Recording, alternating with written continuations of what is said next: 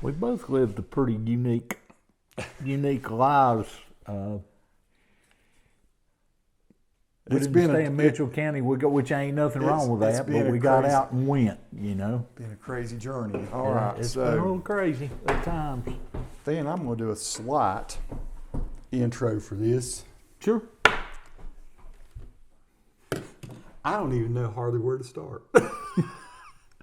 This is crazy. It's friends. This guy here to my left is Van Duncan, 3-time sheriff of Buncombe County, North Carolina. And I'm going to get him to talk about what that means, what the significance of being the sheriff of Buncombe County is, because it's a crazy county with one of the craziest cities in the South. Very cool place. It's a place of beauty, art, music, light, and darkness. Yeah. It can be a dark place. And I went to college about 19 miles from Asheville. And I'm not going to talk more about me, just that Van and I played ball together. I met him when I was in high school. He came from the Bowman side. Yeah, Bakersville area. I came from the Little Switzerland Spruce Pine side. And we were in the first class at Mitchell High when they consolidated the two high schools. It was Bowman High, it was Harris High. And then they consolidated us, and all of a sudden we're slung together with people that were in the same class. And we didn't know who we all were. Right. And I can remember early on meeting you, and you were one of those guys that was pretty popular, and the girls liked you, and you were funny. I'd like to think they did. Funny. I'd like to think. I don't know about that, but it'd be a nice thought. And you were quirky and cool, and like I say, liked playing ball and stuff. I can just remember those things about you. We became friends pretty quick, didn't we? We did. We had an interest in music, and you were one of the first people that ever got me to sing on a 4-track recorder.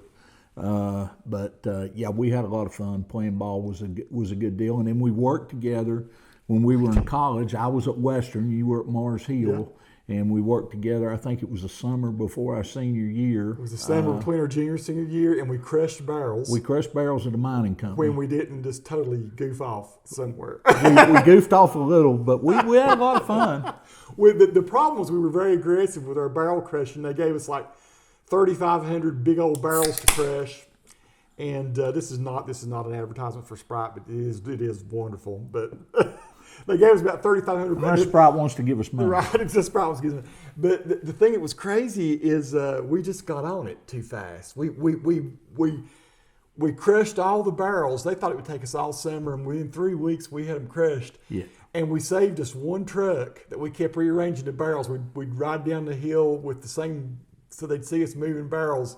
Remember, for like 4 weeks, we drove the same barrels up and down the hill. An old international flatbed so truck. it wouldn't matter. Yeah, and then we'd rearrange them every time so it looked like we had a different load every time. Yeah.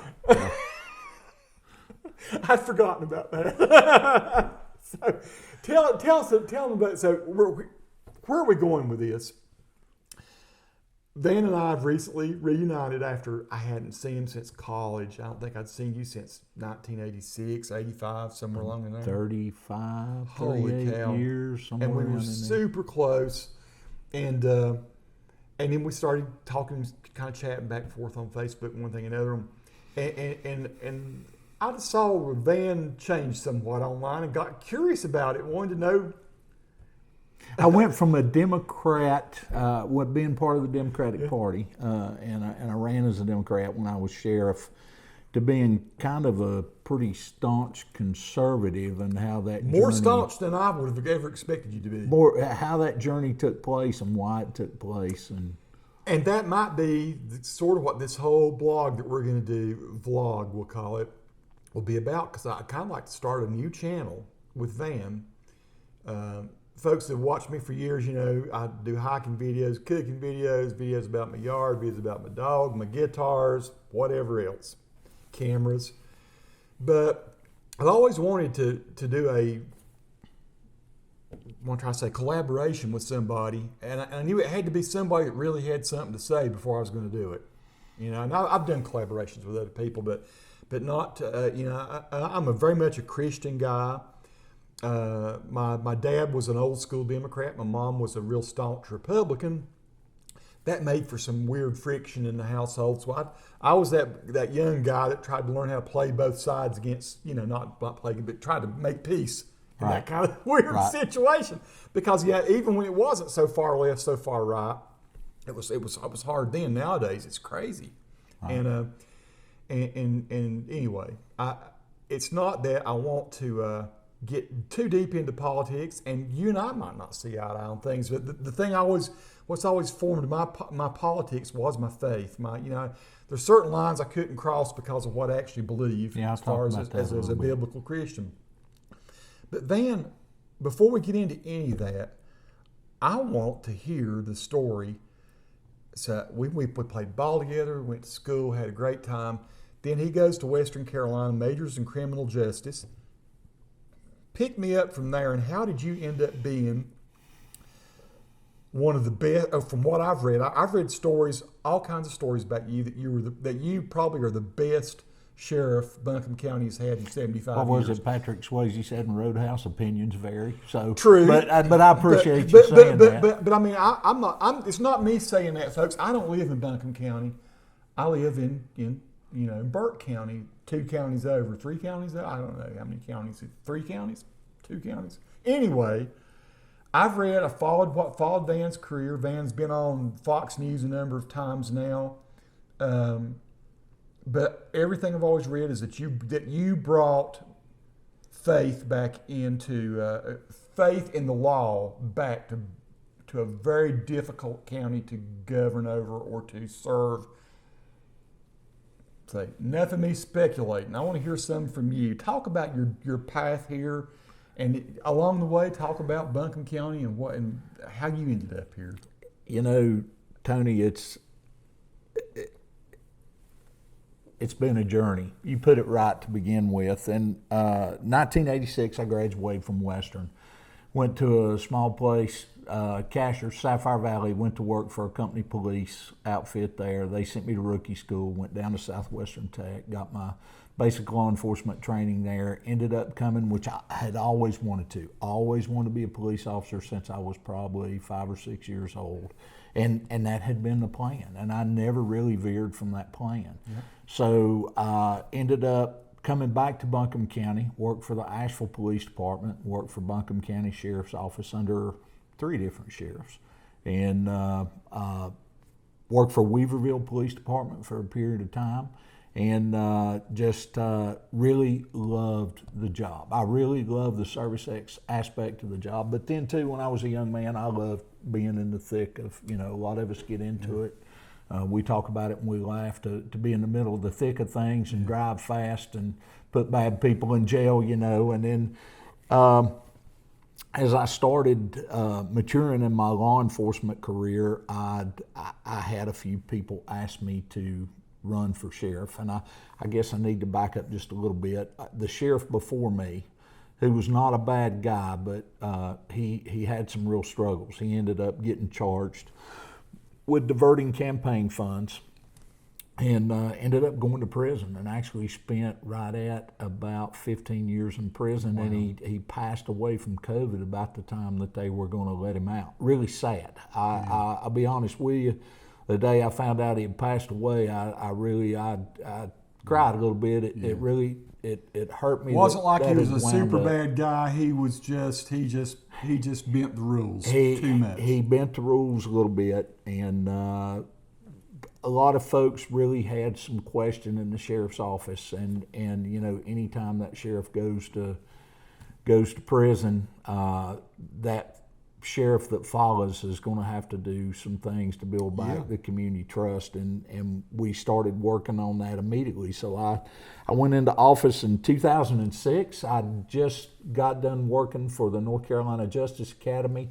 I had been teaching leadership supervision schools around the state, and had really enjoyed that, and felt like we had been pretty successful with that. Me and a guy by the name of Rusty Sweezy, who was one of my captains at the sheriff's office, we talked together, and then talked with several of my folks that worked there at the sheriff's office. But I actually came into the sheriff's office as a reformer to fix some things, to get back out in the community, to do some problem solving with the community where they saw some issues happening. Of course, drugs is always a prominent issue in most communities that you go to, and it wasn't different here. And we really went to work on those things, and I felt like we did a really good job in earning back the community trust. And I tell you, it's very humbling to me. People still treat me when I'm out in public. They'll stop me and thank me, and I really appreciate that. And we've seen Buncombe County kind of go in Buncombe County and the city of Asheville kind of go in a bad direction when it comes to law enforcement. The city of Asheville's down about half their force because of how their leadership at the council level has done, and a lot of that mindset, a lot of that, whether you want to call it, and I, quite frankly, I call it somewhat of a Marxist mindset, and not putting a lot of faith in the police and trying to put it that we're all racist and we're all out for bad things, and right towards the end of my career, because the party that I ran as a Democrat, that party drove a lot of that thinking. And the people we had a lot of good folks in the party who were level-headed, who were kind of moderate, and I felt like I was kind of in that group.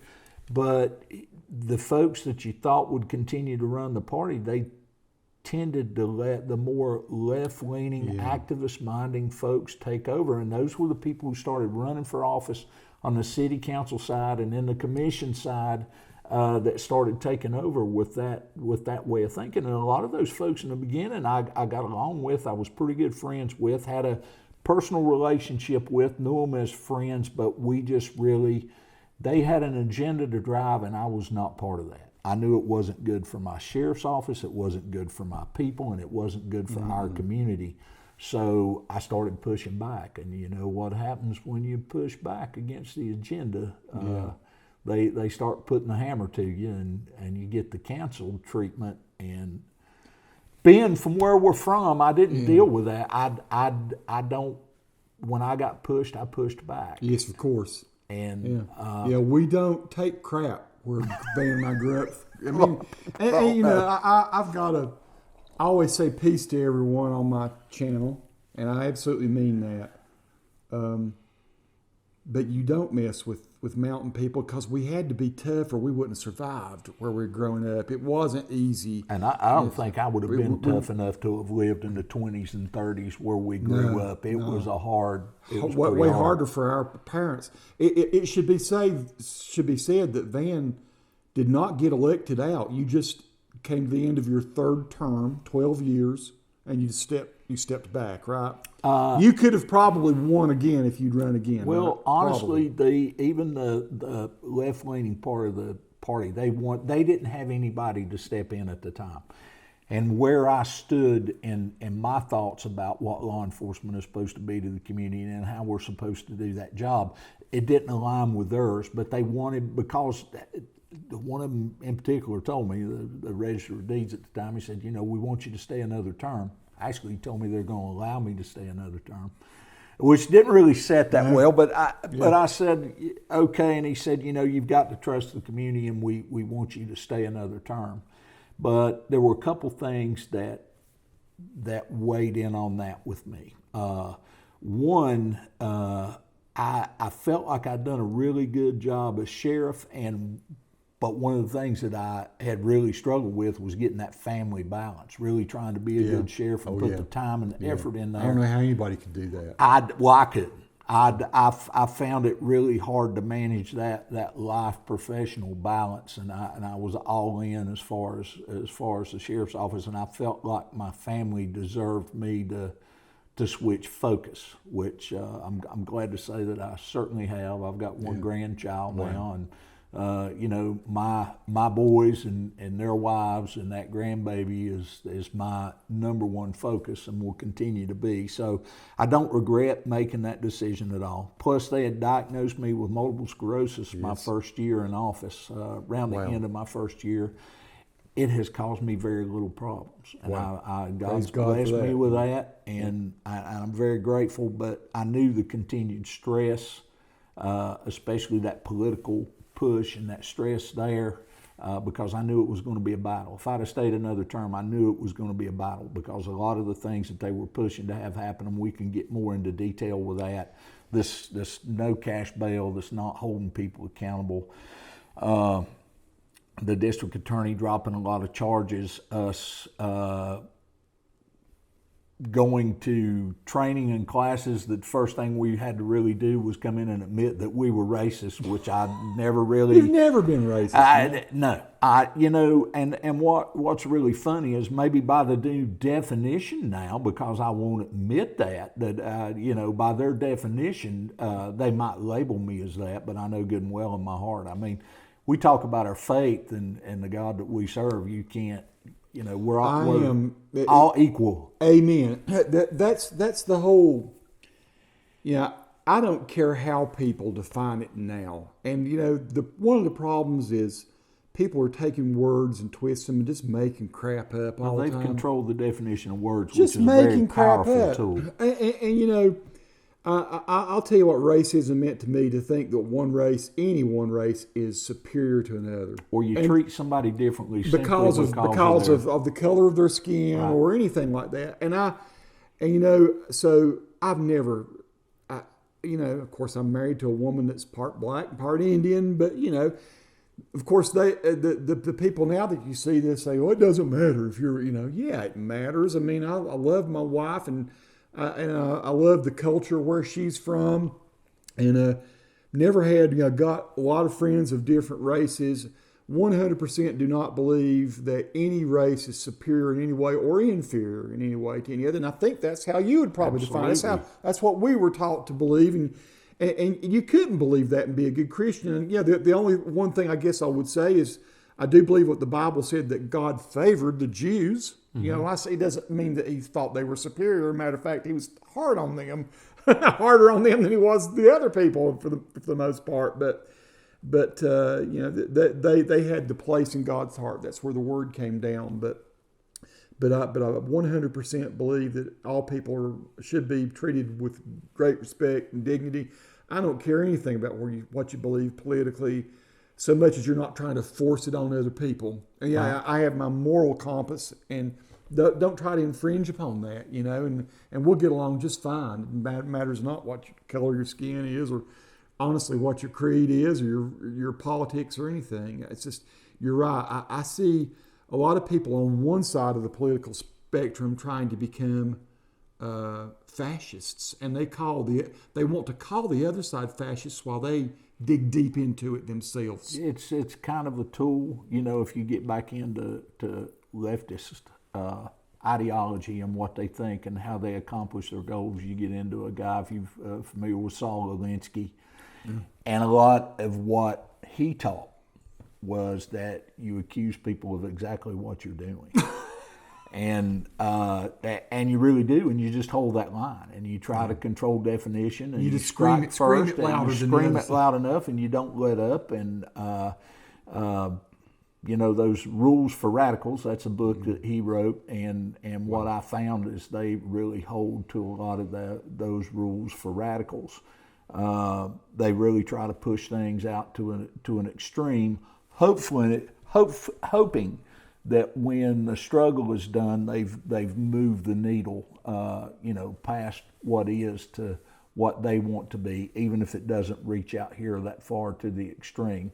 It's the old Hegelian dialectic. Really, is if you're into that philosophy and that stuff, they use that. You're probably way headier than I am, but I'm open to learning. The thing. So here's the thing. This video here is more of an introduction to who this man is. And we're going to figure out what we're going to do. There are so many topics I want to talk with Van about, because Van is an expert in so many things that interest me. And the happenings that are going on in the world, he's much more in tune to them, and I realize this really quickly, than what I am. So this is going to be the reuniting of two old friends and me just picking up on some of the knowledge that he has. And me, what I'll probably do is bring to it a very, I guess, spiritual aspect to it in a way, because I am. It's going to be Christian. It's going to be old school Christianity that I follow. The gospel, and and the the truth of the Bible, the truth of the Word of God. And the thing I'm finding out as we had a lunch. We had a lunch 3 weeks ago or so. Yeah. And we talked just enough that it got my, I said, Van, we should do a vlog. We should do a vlog. And so tonight, this is just all introduction. We don't know where we're going to go, but there are some things I want to talk with my buddy about. And before we get into politics or other issues, I still want to ask you more questions about. So I have to know this. What was it like when you first joined the police? Think back to those first times that you were actually out part of the police force and doing it. And was your mind getting blown on a day-to-day basis? Absolutely. Tell me about that. I thought I'd finally, really made it because I was policing in a bigger town. And when I worked for APD, which I was only there for about a year and ended up moving back to Weaverville. So I thought it was really cool, being in a big city and policing. And even though I just worked for APD for about a year, I really got to, so to speak, run wide open. A lot of calls, a lot of things to go to, and I saw a different side of life. Give me what surprised you about it? Two things that never cease to surprise me, and you've heard people say, "Man's inhumanity to man," how cruel people could be and sometimes in their own family and their own children. And then people's goodness. Yeah. And sometimes you would pull in expecting one and get the other. And it was just, it was pretty nonstop. We were a pretty large city even at that time. And this was 1988. And end of 87, beginning of 88. And, you would just go from call to call and you would see every situation in the world. And the thing that I really loved about it was when you went to work one day, when you came back to work the next, it was a whole different set of issues and problems. Sometimes it was the same people causing the problems, right, but it was a different set of problems in a different location, and it was just, you learned how to problem solve and do it by the law, what the law said you could do, and then you had departmental regulations and their directives that they wanted you to do, and you learned how to apply that and just try to solve problems. And the goal was hopefully not to have to come back to the same problem again, at least in the same night. So, but everything in the world, from domestics to family fights to house, people breaking into people's houses with them home, to armed robberies. We didn't have a tremendous amount of that, but we had enough. Car chases, people running from you on foot, trying to deal with street level drug dealing, which we did a lot in public housing and other places as well. But a lot of times, a lot of that took place in public housing, and it was pretty amazing to see how things, and I know we're going to get into a lot of different topics. Hopefully we can save one for war stories. I don't want this to be that, but I've got some pretty good ones. I know you do, and listen, we are going to talk about what Buncombe County and Asheville's like, because I want people to have a picture painted. Now, people live here know, but continue. One of the things I want to do is I want me and you to ride around and get some B-roll, it's called. Just we can. Not tonight, but when we get together another time. And show people Asheville. We'll show people Asheville now. I had video of Asheville 10 years ago, too. But I want to put some visuals with some of the stories he's going to tell, because you've dealt with some pretty gruesome murders. Mm-hmm. There are, on Investigation Discovery, there are these people like Joe Kenda is one, the homicide hunter. I love to watch that guy. And there are different shows that feature lawmen personalities who are lawmen, lawwomen. This guy, Joe Kenda, it would be, you're exactly that. You're better than that. And so if nothing else, maybe someone watches some of our vlogging and says, you know what, that guy deserves a television show, because you do. I know there's so much you can tell. It's such a unique, weird area. Asheville's a melting pot, isn't it? It's almost like it's the hub of Western North Carolina, which is a very diverse, bizarre, crazy, cool, glorious place, but it's also, I can't hardly wrap my words around it. What it is, it's kind of every kind of person, every kind of personality you can imagine. People from all over the world that want to come here and live, and it just makes for bizarre, interesting situations, doesn't it? It really does. You got a little There's bit no of place like everything this. here. A lot of folks move here. We've got some hardcore leftist Yeah. roots in here. Yeah. And that, you know, if you want to point one of those things out, we got a place here downtown. I drive by it every day, called the Firestorm Cafe. And people who watch this who live here know exactly what that is. And some folks, What is it? Well, it's a bookstore, and it's actually like a food collective downstairs called 12 Baskets, where they feed a lot of folks. And they do, which is a good thing. They do some things like that, but they're pretty hard on left wing activism. And you know, we've got some folks here who identify as Antifa and whatnot. And we've also had, if you know who Bill Ayers is from the old Weather Underground, I mean, Bill Ayers has actually been here to Firestorm Cafe to lecture. So, you know, we've got some pretty hard left folks, and we're identified as that. You know, some people call us the Berkeley of the Southeast. Exactly. And then we've got some, you know, some pretty conservative areas, Biltmore Forest, and some communities that have some conservative folks in it. And we kind of go back and forth with those battles from time to time, you know, between those two political factions. When I switched parties, I really started working with some of the Republicans, and not because of the ideology of the left as opposed to the right, but more, how do we solve the problems in this town where the crime rate's going up? You got to come up with solutions. Yeah, and we were having a hard time, the police department was having a hard time finding people to hire on. The sheriff's office has never struggled as bad as the police department, but now it's starting to struggle to keep positions filled in the jail. You know, as a sheriff, you're responsible for court, civil process, and the jail, which are things that a police chief and a police department's not responsible for. And the sheriff's office has always kind of struggled to find folks to work the jail, and they're having a tougher time with that now than they ever have. Talk to me about the difference in being a policeman and being a deputy or a sheriff, or talk about. I mean, how do they coordinate with each other? How do they team up and help each other out and all? You know, we do that, and until I would say recently, it's always been pretty seamless. I always got along with my municipal chiefs in Buncombe County. I think there's 7 municipalities in Buncombe County, and I always got along great with those chiefs. We worked together well. We tried to coordinate. There wasn't a lot of differences in how we saw the job being done.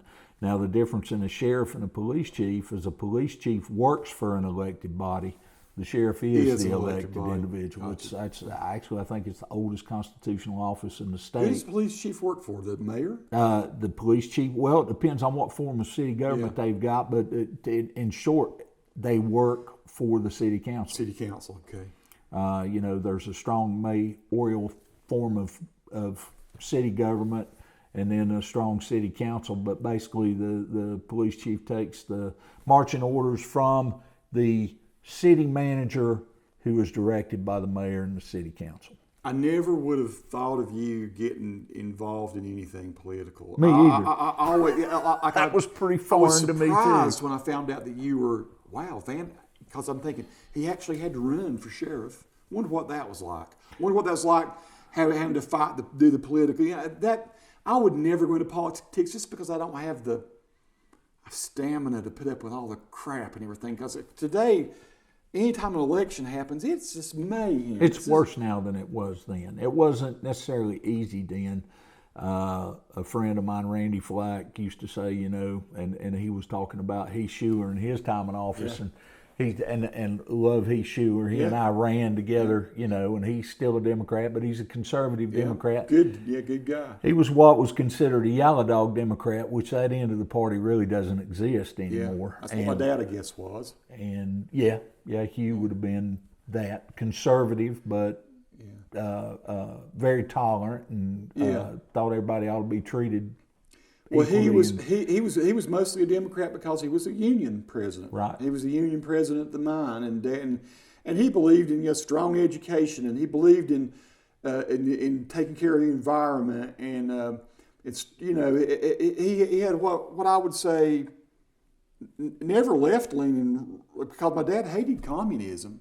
Yeah. He totally hated and my dad was on a boat going over to for the Cuban Missile Crisis. He was being shipped out to fight when Castro backed down.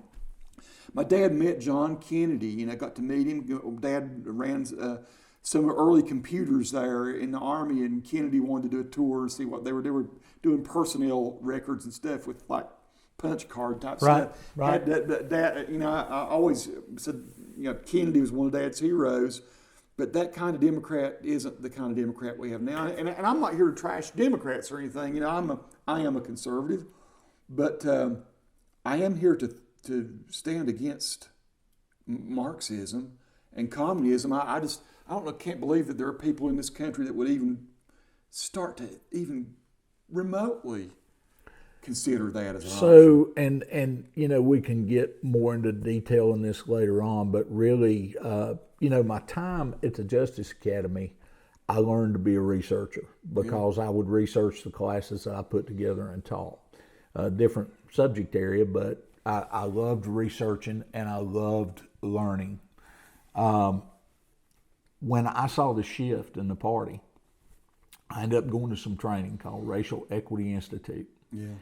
And I sat through 3 days of that, I believe it was. It was either 2 or 3 days. It was painful, every bit of it was, because it was, it was one of those things that it was very revolutionary in nature and how they talked and some of the change they wanted to see come about. And I knew it was very academic, and I knew it was very structured, and it was designed to move an agenda. Yeah, exactly. And I sat in that class. Not to persuade you or anything, but sort of to ram a new paradigm down your throat. Well, they used persuasion as well as real kind of tactics, such as asking everybody to raise their hand when they realized that they were racist. They truly were. And one of the big signs of it was, if you didn't think you were racist and you were white, that means you're racist. And as I sat through that, and I talked with some folks there, because at that point in time I had really good relationship, even with the left end folks.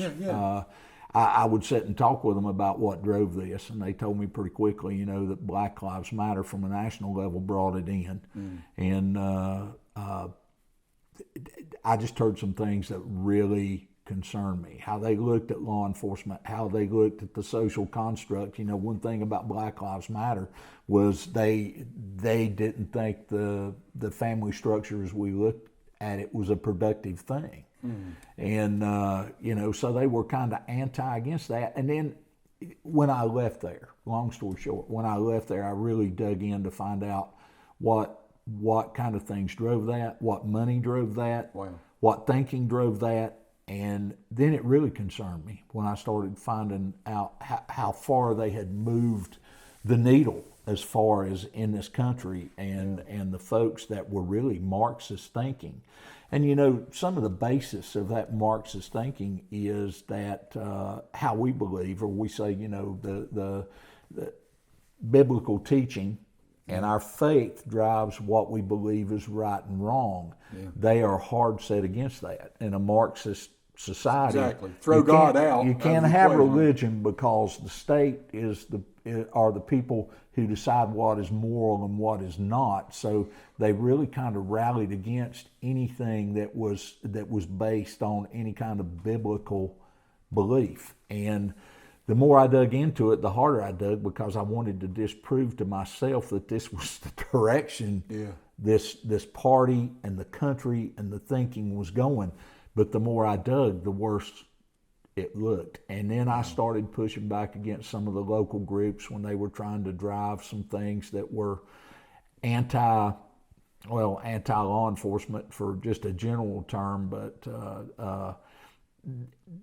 they were making up some stories about law enforcement doing some things about needle exchange. We had, WingCap and Steady Collective, and Steady Collective was the radical group that worked, and that's the folks that give out the free needles and that kind of thing. And it's done with the idea that you want to limit HIV, AIDS, hepatitis, and that kind of thing. And you can kind of get your mind around a little bit, but then you start watching how it goes. And really, it sort of encourages. Well, it sure use. Doesn't discourage. Exactly. Anything that pushes into any kind of counseling or any kind of behavior changing modification that goes along with, helping these folks be. Let's just help them do the drugs in a clean way. Help them be more healthy with their habit. Not addressing the issues with a habit. Yeah. Which in my mind is kind of cruel, because you let people kind of live stuck in that position, which is going to result in them hitting bottom, going to prison, straightening out, or dying. And now, because we've taken a lot of all the tangent things that happen to your family and the kids and all that are involved. Wrecks a family, kills, absolutely destroys parents that can't help their child, and they watch that child disintegrate. And that was a tough one. And like I say, when I came in, I was very much a reformer, and I wanted to work with those folks and get the good out of what they were trying to do. But I also discovered pretty quickly they were not going to let law enforcement have a win, because one of the hard parts of that agenda is law enforcement is the enemy. Let me ask you a question. Had there been, so in some places there's a George Floyd thing that happens, or there's there's some sort of bad thing. Had anything bad happened in Asheville that could cause this to rise up? Was it just? It's almost like they were waiting. They were waiting on. They were waiting on an event that fit the narrative, and we had a shooting here that involved APD with a young man by the name of Jai Williams, and APD officer got in a car chase with him. This individual pulled out an AR-15 in public housing. They went from a chase from Pisgah View to Deaver View. He gets to Deaver View, he piles out with an AR-15, and he tells the two women who are in the car with him he's going to kill this officer. Well, the officer was a SWAT-trained APD officer who was anticipating what was going on. Took him on a chase that went almost to 100 miles an hour, like 90 miles an hour, very unsafe and everything. So when Mr. Williams bails out with his rifle, the officer's there with his rifle, and he does what he's trained to do. He did what he was trained to do. And that caused quite a bit of commotion. Those folks who were waiting what for would people expect? Why would anybody expect anything different? Well, they shouldn't, but then the narrative goes, and of course you've got some pretty left-leaning media here, especially the Asheville Citizen-Times, and they just absolutely tried to run that situation up the flagpole. Our DA at the time, Todd Williams, did not take it to grand jury, and because he said the officer acted correctly, and they actually went to the DA's house at one point in time. Part of this activist group went to his house and were out screaming outside his house, talking all the stuff that I think was a pretty eye-opening moment for him. But we've seen things come along like that. And of course, you mentioned George Floyd. It was pretty rough here in Asheville. We had protests that really got pretty violent, and you probably saw some things about the police engaging with the protesters. A lot of those folks were bussed in here. A lot of those folks came from troublemakers in to just raise a ruckus. Yeah. And they brought folks in, and some of them wanted to, which, this country was based on having a say that didn't always line up with the government, and protesting is part of what we do. You don't destroy things. There's a difference in a protest and a riot. Yeah, exactly. And you would have a lot of people come in who were there just to get things and push things out of hand. They were throwing pretty powerful pyrotechnics at the police, throwing frozen water bottles. Had several officers hurt, had a few protesters hurt. And that finally ended up dying down, and we've had the whole Vance Monument thing that was, there's Zebulon Vance was a slave owner at one point in time, and they've tore that monument down and replaced it with nothing. But it's the center for protest. A lot of times, if anything happens and they're going to protest, they'll gather at the Vance Monument. Wow. Zebulon Vance, for those of you who don't know, was one of our presidents. Am I crazy? Was it governor? Governor Vance. You're right. It wasn't. Thank you. President of the state. President of the state. Tell me, since let's say maybe the last half of your last term, since this thing started happening while you were still in office, tell me what Asheville's plunged into. And it doesn't have to be just Asheville. We talk about just the county as a whole. Have parts of the counties maintained and been okay? But from what I keep hearing, is Asheville's really descending into some. Well, all the leadership, I think, with Robert Presley not winning re-election to his seat, he was the last Republican on the county commission to go. And I'm not going to say everybody on the county commission's a radical, but they get the pressure, and I know what that is, being a Democratic elected official, the pressure you get if you don't go along with what they want to do. And I saw a lot of the trouble coming. There's a not-for-profit called the MacArthur Foundation, and they work with several other not-for-profits on this left-driving agenda. And what they did is they did this thing called Reimagining Justice, where when you hear about no cash bail and turning people loose and trying to control your numbers in the jail and doing that sort of thing, and you're letting pretty violent, dangerous no cash people bail go. for what kind of crimes? For more than you might think. Breaking and entering, larceny, those type things. Not just selling some weed on the corner. Oh, no. It's never, and they want to talk about, there's people in prison for weed. There's nobody in prison for weed unless you're selling bales. Coming in from California or coming in from the cartel. Unless you're selling bales of pot, nobody's in prison. So people doing larceny type, people doing violent things and zero bail. Well, they tried to break it away from, violent crime, but then, somebody breaking into your house with a chance of you being there, can go very badly, very quickly. Yeah. And some of the most dangerous folks we had in the county in my time as sheriff, a lot of them were engaged in home break-ins and stealing to support their habits, whether they had a drug habit or they were stealing and working with some of the dealers. Some of them themselves were dealers, but generally they would steal. And we've heard of folks who organized some of this, that they'd put out certain things that they wanted stolen, like large screen TVs and that kind of thing. And they knew what merchandise would move. Sure. And a lot of those folks started getting no time. You had folks that were engaging in some violent behavior that weren't just put them right back out and do it again. Putting them right back out in the street. And there were several cities that took MacArthur grants. Asheville was one of they weren't the first, but I think we were like in that second wave of MacArthur grants. And I think we ended up taking like $3.5 million. One of the counties that took it first in our state was Mecklenburg County. And as the sheriff, I looked at how their crime trended after they took the MacArthur grants and started. Well, their homicide rate in 1 year went up 100%. Holy cow! And I told the so folks, if there'd been 22, there was 44. I mean, right? Exactly. Yeah. So this, I think they went from like 50 to like 101 or 102. Wow. I think were their actual numbers.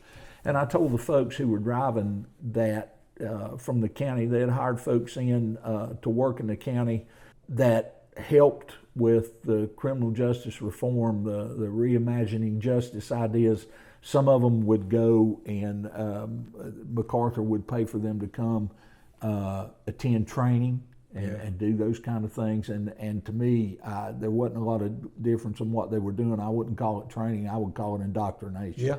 And to that way of thinking. And I knew as a sheriff, the person that the county was going to hold responsible for how that crime rate went, because That's your report card every year during my time. Yeah. And you don't hear as much about it anymore because I don't think it would be a good report card in most places. Yeah. But that UCR crime rate that the SBI puts out every year about how it's crime trending in your county or in your city, and they break it up differently between city and county. And we did really well. We brought the total UCR crime rate down in Buncombe County in 12 years, 32.3%. But it's basically rebounded now. And a lot of it's rebounded. The sheriff's office says that it's gone down from time to time, but they really don't support their numbers real well. Yeah. And during that time, they also changed to a different kind of reporting system that I think sometimes may skew the numbers a little bit.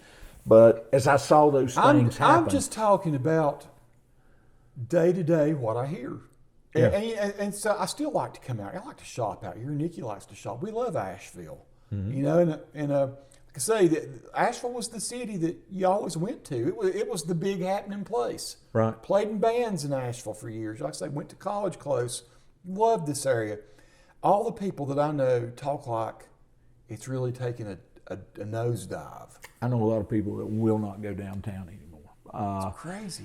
You have a shooting downtown, sometimes you'll have 2 or 3 in a row that'll take place in a week and a half, and then sometimes you might go a month and not have a shooting downtown. But do you think there's hope that it'll turn around? I mean, I'm sure that you have to be hopeful, but not without a change in your elected leaders and how they think and what they place as priorities. No, I don't think it will. But, won't there at some point, there's doctors, lawyers. Asheville is a city with tons of money. They put pressure, but it's not enough. I mean, you would think that the folks would rise up and say enough is enough. You see that from business owners downtown. A lot of them have closed their shops and moved out because you've got a homeless population, and most of those folks have a dual diagnosis of mental health issues and substance abuse. And you get a lot of folks who are just, they defecate in stairwells and sleep out overnight. A lot of times in the summertime when they're not going into shelters. And a lot of times, weather will dictate how much they will comply and go into a shelter, because the shelters do a pretty good job around here trying to keep them clean at the time they're in the shelter and what they allow behavior-wise. But in the summertime when it's warm and they don't have to go in the shelters, a lot of times you can drive uptown and you'll see 15, 20, and I mean that's just during the drive, walking down from downtown back towards the shelters and back towards the far end of Patton Avenue, dragging their bedding and their, some of their life's possessions. And it breaks my heart for these people, but what the left does not help them move out of that. They basically say, and you'd never think you'd hear in this country that cities are setting up for people to have police protection, a place where they can go use illegal drugs. But that's taking place, a safe place to shoot up. They discussed that for here in Asheville. And that was just kind of like a little bit of a bridge too far. I don't know where we are with that right now, but it was discussed for here as well. But there's places that do our sheriff, former sheriff in Burke County, Steve Wisnott. Guess you know Steve. I do. Steve came to a church one time. Steve's a Democrat, and Steve came to our church one time and talked. And he said, and I was stunned to hear it. It seemed like he said 94% of all crime in Burke County in some way tied into drugs. Most sheriffs will tell you that, and it's kind of a swag, but I don't know. It's just a guess. In other words, stealing because to support drugs, or doing stupid things because of drugs, or killing people in car accidents because of drugs. Most people tell you, 90% suicide of your crimes will come back to the drug issue in some way, shape, or form. Now, maybe that's a little high, maybe that's a little low, but I don't know that. But I don't think it's wrong. I think the general idea of how much trouble and misery and crime that causes. So it doesn't make sense to do anything that really condones it. Not if you care about the people not if you care about the community, the people that have to deal with it. Yeah. But or also the people themselves. Not if you don't care about those people, because like I say, they're headed for an early death. Yeah. they're headed for prison, or they're at some point in time they hit rock bottom and they straighten up. And it's a huge strain and hurt on the families. I can't tell you how many parents I've talked with that have lost kids to overdoses, and or their kids are in the throes of addiction, and there's nothing they could do. They want to turn them in. They want to force an outcome that's better for their children, and or that person sometimes it's a father or a brother or whatever, or they want to force an outcome for that individual that they think the system, law enforcement, the system will force them into some kind of treatment or some kind of moving that in a different way. And what you've seen the left do is fight tooth and nail against the ability to do any of that. We used to have drug court, and some of the most heart-touching, best stories of recovery would come from drug court. But for some of those folks, and they would tell you in drug court, they'd get up and say, if I hadn't wound up in prison with very little hope, I'd be dead right now. Yeah. But I worked through this program with drug court, and I got my life turned around, and those are the kind of things that I supported. I mean, compassion, but also holding folks somewhat accountable, because for most people, you're not going to get that change in behavior unless there's some accountability for what's going on. It's sort of like I'm going all over the place tonight, so folks, forgive me for being probably a poor interviewer, but I'm wanting just to establish some things with Van tonight. And I asked him a while ago what it was like the first time he was a cop, but what was it like the first time you sat in that sheriff's chair and you realized, wait a minute, dang, I'm the sheriff? Overwhelming. Tell me, and I mean, get granular if you want to. I'm not saying, I decided we got to do this program or that program. I mean, tell me just seriously, emotionally, what did you deal with that? So I ran for sheriff because I really wanted to see a lot of my friends were in law enforcement, and a lot of my closest friends. It was more like a family in those days, and that's another thing we can talk about. What happens when you have to hold somebody that's like family accountable for something that was not fitting with what we were doing, or didn't go along. They broke policy, or maybe even broke a law, or did something you had to hold them accountable. That's a whole different story altogether. But I remember I wanted to make the Buncombe County Sheriff's Office a place that was respected by the community again, and seen as a partner. How do you even start to think that way, though? Well, you just go in and you just be honest. Start doing the right thing and you every let your time. folks, and it's not like it was my idea alone. I was surrounded by a lot of great people, and the rank and file at that sheriff's office, they had seen what it was like on the other end, and they really wanted to feel good about their job. People that go into law enforcement, by and large, are some of the best people I know. They've got a heart for service. They really want to do something for their community. That's what they want to spend their career doing, and they're really willing to take some pretty low pay to engage in some pretty dangerous activity to do those things. And I just wanted to help with that. And let me tell you something I've heard about you. And from, of course, my brother works in law enforcement, and so he's told me stuff, and other people I've taught. So this is what you're not saying that I think needs to be said is a lot of times the sheriff sits there in the sheriff's office and dictates and leads, and sure enough works on policy and goes to meetings and plays the political game. I've always heard you were out in the field all the time. As much as I could. I heard, you know what?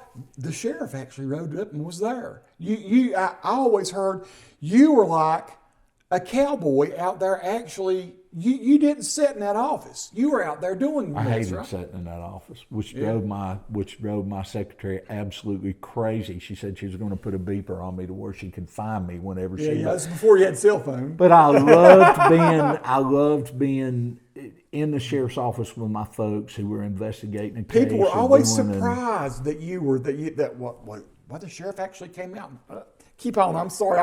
I've heard that from half a dozen people anyway. It's the only way I knew how to do it, and it was and a lot of it was self-serving. In that's what I enjoyed most about the job was getting out there with my folks when they were investigating a pretty serious crime. What impact did that have on the morale of your guys? Good most of the time. Now sometimes my upper level management folks would be like, well, sheriff's here, they ain't gonna listen to me, or if you're here, I might as well go on home. And I'm like, no. I don't know what you know. You need to be here. Please grant me a little bit of time to be out here with these. And I tried not to get in their way. And you tried to build them up too, right? Absolutely, because most of the time they had a better working knowledge of what needed to get done, and they had it down to a science what they need to do on a particular investigation, what steps needed to be taken.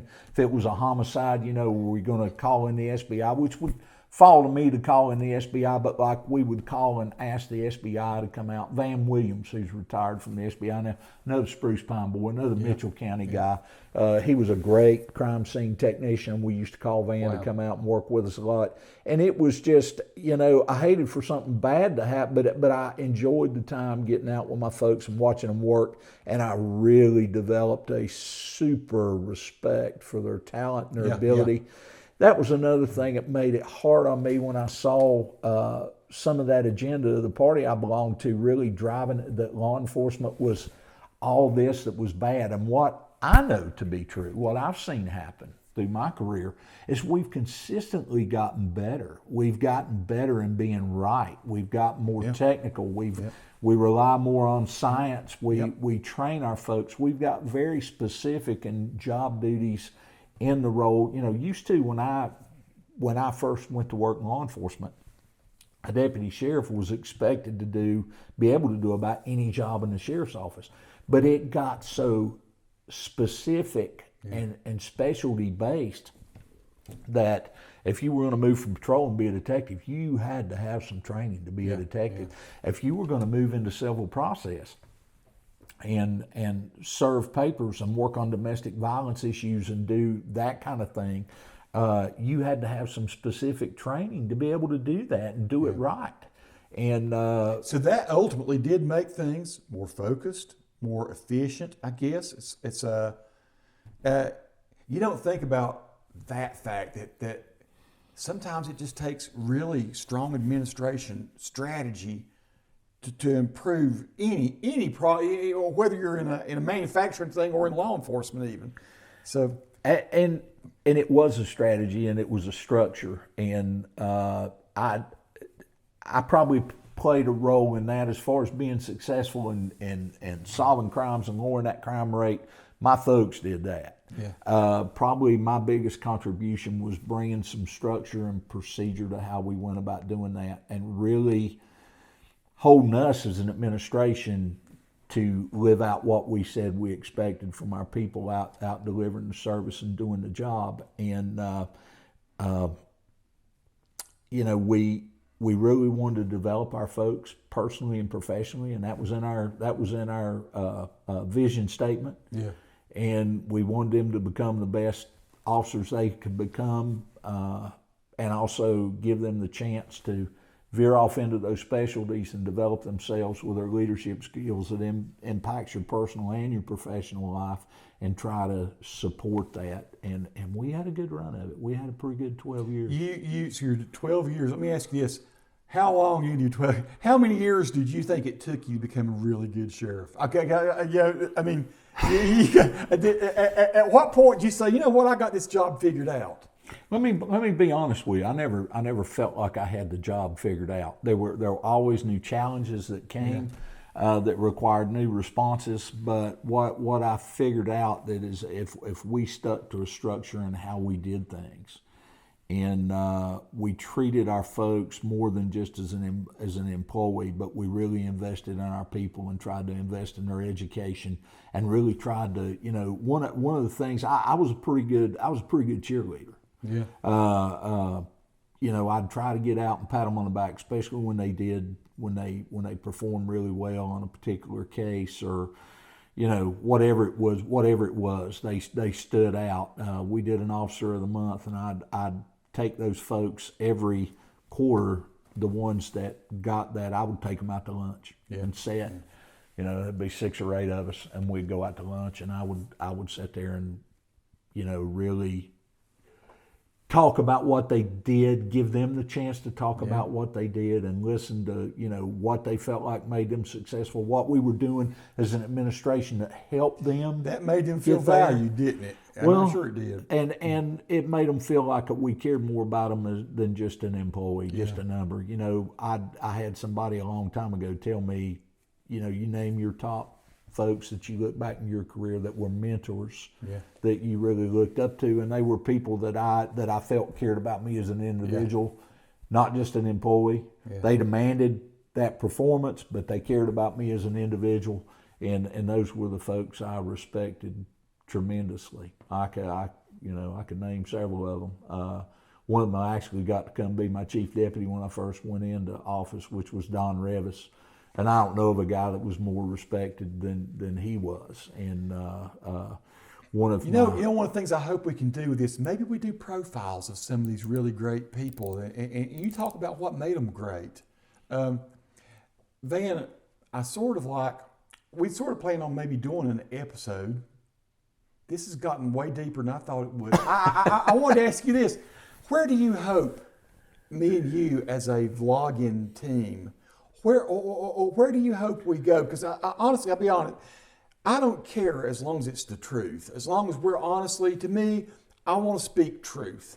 I almost want to call the channel "The Sheriff Speaks Truth," and I don't know what we call the channel, but you know, what I would like to see us do, and I think what we've done tonight is we've kind of laid down some background on who we are, and what I would like to see us do, or where I think this could be useful for folks to watch, is I watch other podcasts all the time. And I watch, Patrick Bet-David. Some of them are very produced. We're not produced. We're just me and you, two guys. I watch some Sean Ryan. I watch different things because I'm always trying to understand what I see going on in the world. And I try to get a lot of different perspectives on that.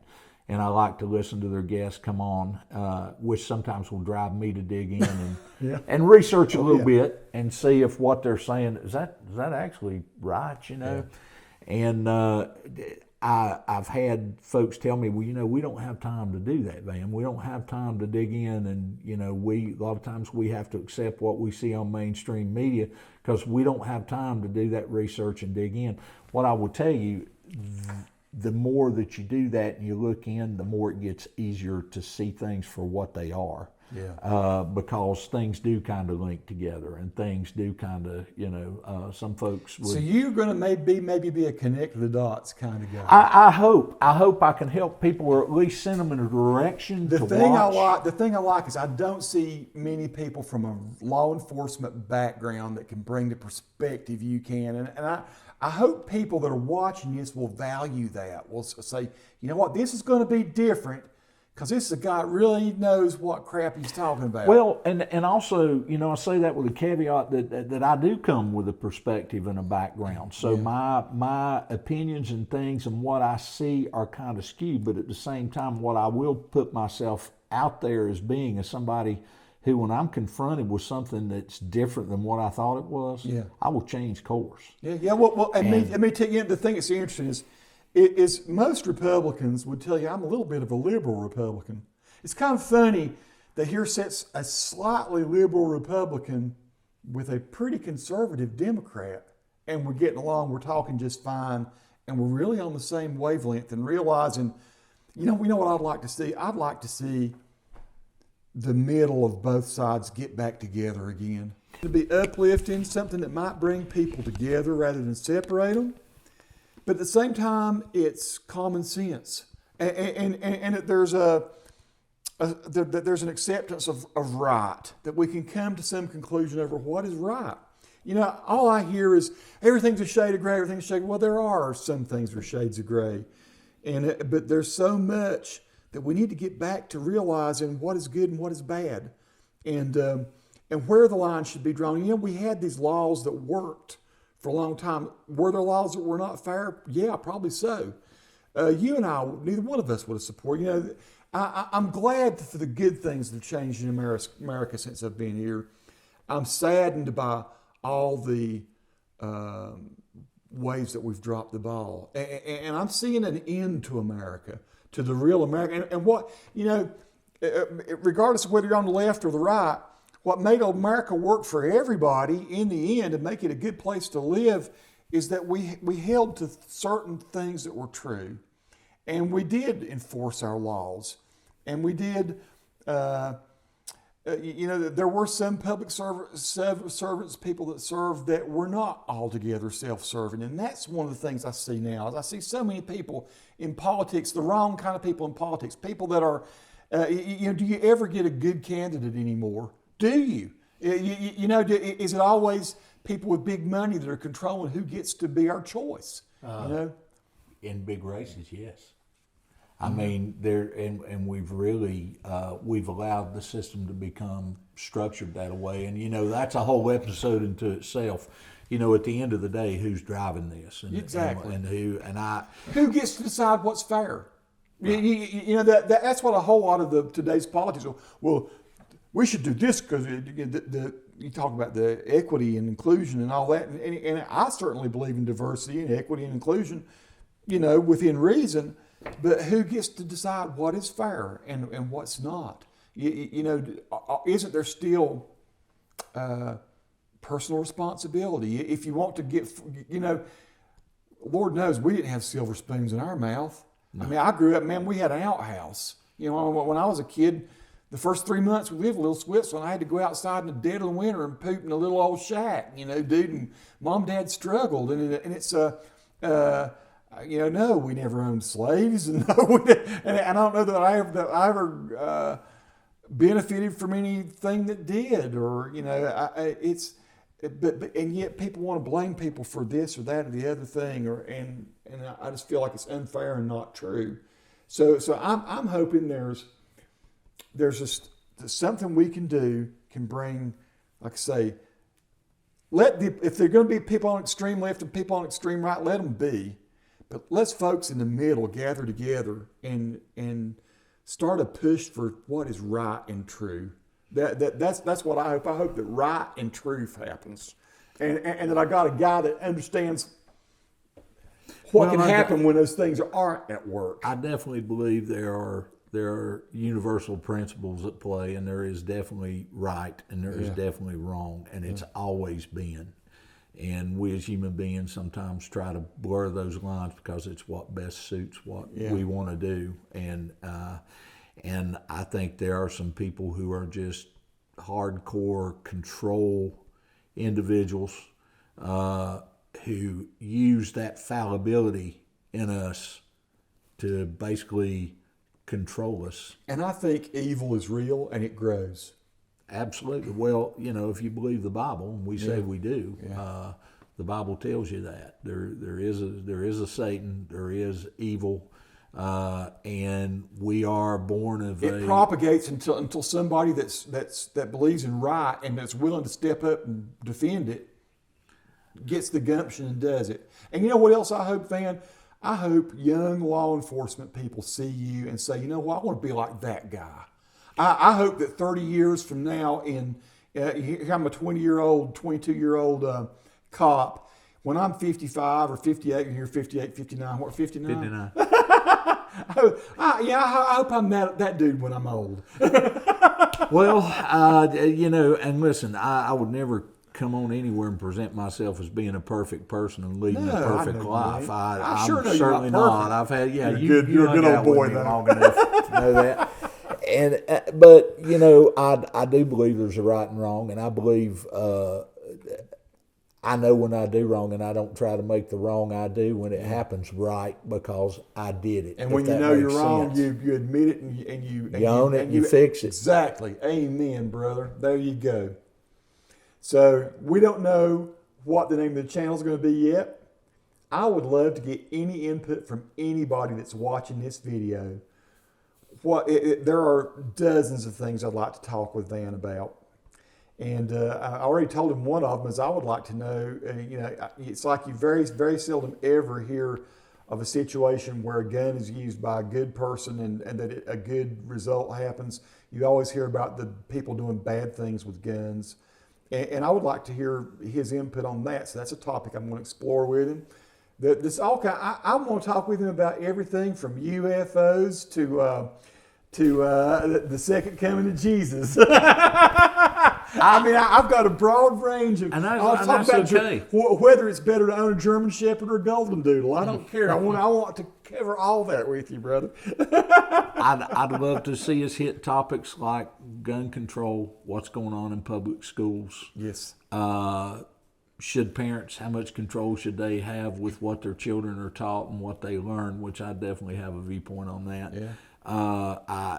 What's going on with law enforcement, what's going on the world stage as far as globalism as opposed to nationalism. And see, you know way more about that than I do, and I love that you do.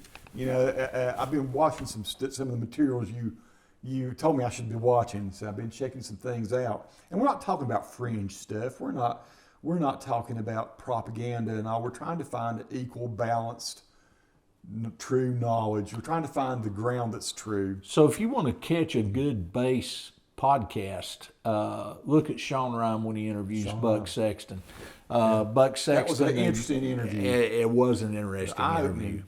Him and his partner do Rush's radio spot now on a lot of talk radio, and I forget how many stations are on it, like over 500 stations. And gosh, and I'm trying to think of the other guy's name. His last name's Travis, and I'll think of it in a minute. But those word search issues happen to us of a certain age sometimes.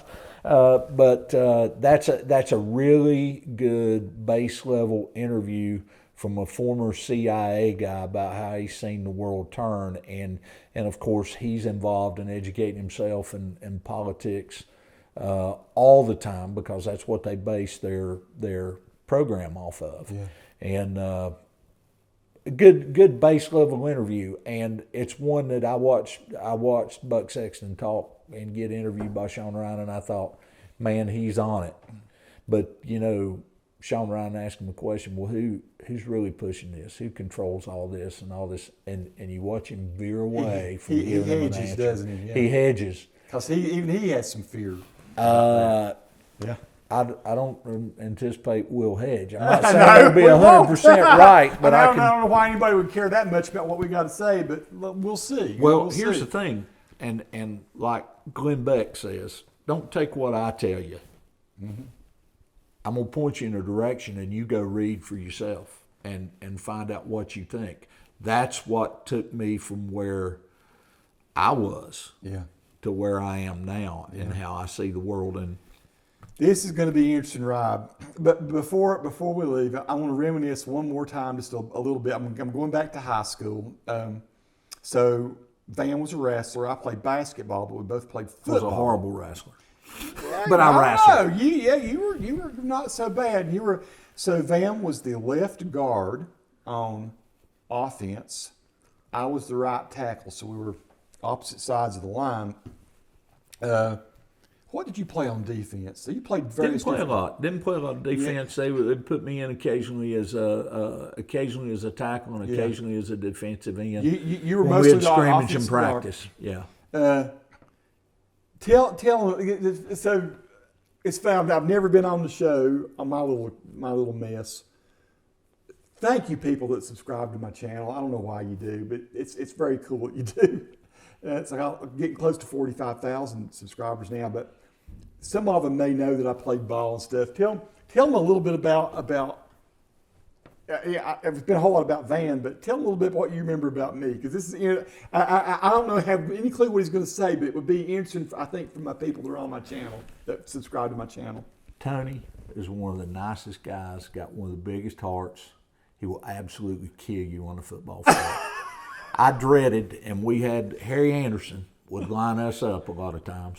Oh, man. And put me and you running straight on at each other, whether we were doing Oklahoma or what. So many times. I think you're responsible for the bone spur I have in my neck. I got brain damage, man, from all the mess we did. But we didn't have padding in our helmets, and we had little like pieces of string in our helmets. It was way different, and used to. Now there's a concussion protocol. In those days, there was a pat on the butt and get back in there.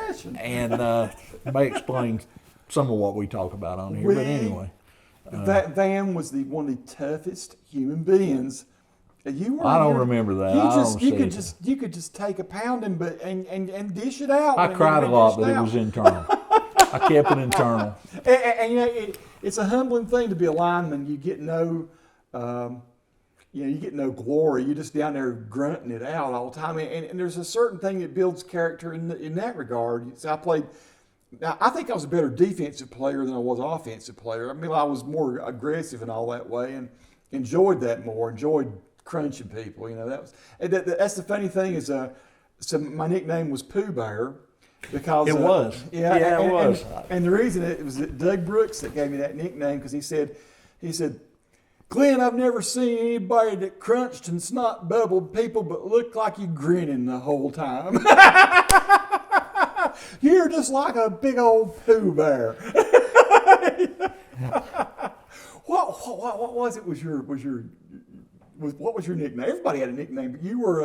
I don't know. You was. I can't remember. I I was trying to remember what nickname. Almost everybody had a nickname.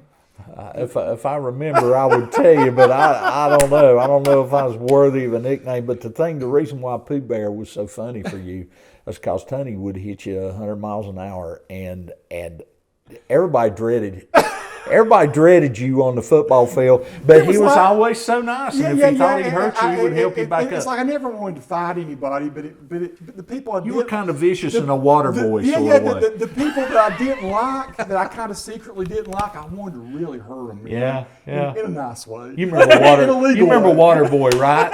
Just the nicest guy, kind of naive, nicest guy, but you'd say something to really make him mad, and you'd hear this, and here it'd come. And that alligator got a bad in my job.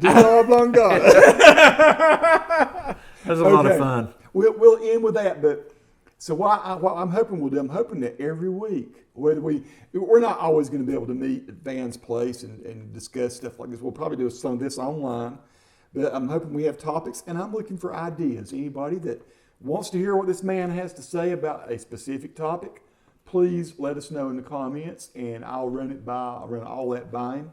And like I say, this video we're watching now will probably be on my YouTube channel, but it will be leading over to a new YouTube channel, which I'll go ahead and put some of this content there so that we have some content, and it'll be, I don't know what we're going to call it, but I'll have the description or the link in the description, and there'll be links over to it. And please go and subscribe.